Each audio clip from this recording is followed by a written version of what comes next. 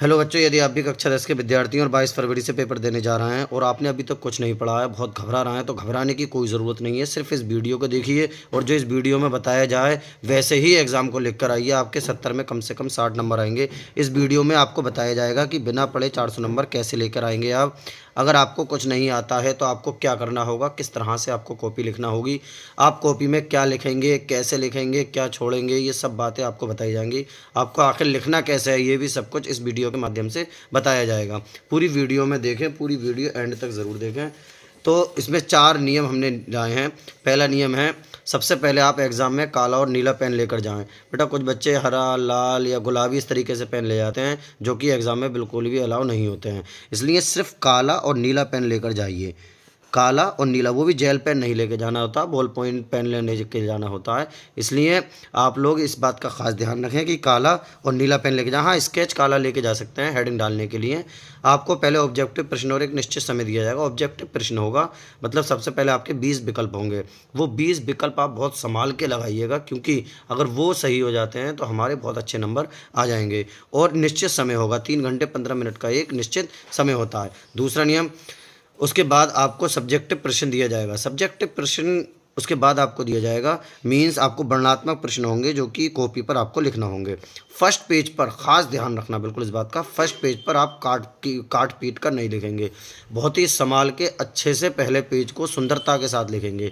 जो क्वेश्चन आपको अच्छे से आता हो वो आप पहले पेज पर लिखेंगे, जिससे एग्जामिनर आपकी तरफ अट्रैक्टिव हो जाए और नंबर धड़ाधड़ आपको देता चला जाए। अगला, आपको राइटिंग जितना अच्छा हो सके उतना अच्छा लिखना है। ये नहीं कि काटाकुटी लिखना है, एग्जामिनर के समझ में ही नहीं आ रहा, वो खिसिया के पूरा काट दे।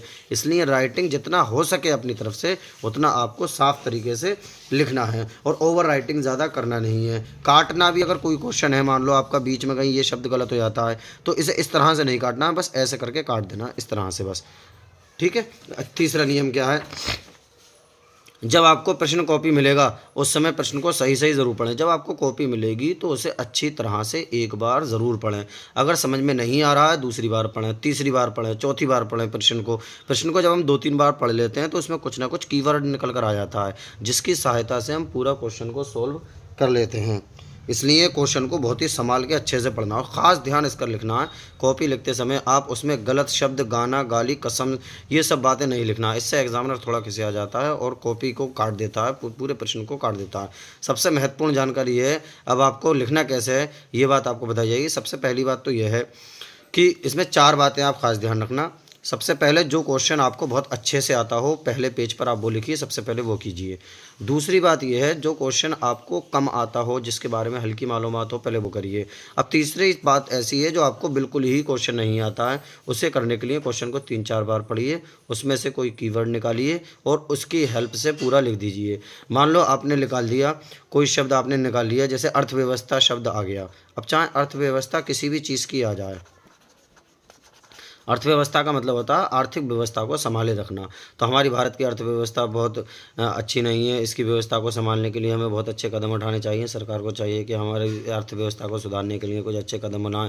इसमें विश्व से आने जाने वाली सौदाओं पर भी हमें कुछ नियम लगाने चाहिए और खेती किसानों वालों को, मतलब इस तरह से पूरा आपको कीवर्ड निकाल कर लिख देना है।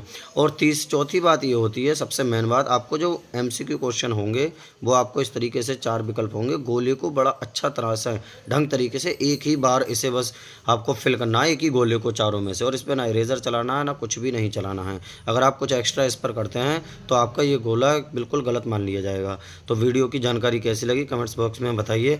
और आपने कोई वीडियो अगर नहीं देखी है, हिंदी की तैयारी करना चाहते हैं, तो चैनल पर वीडियो में जागने के बाद हिंदी की हर वीडियो डली हुई है।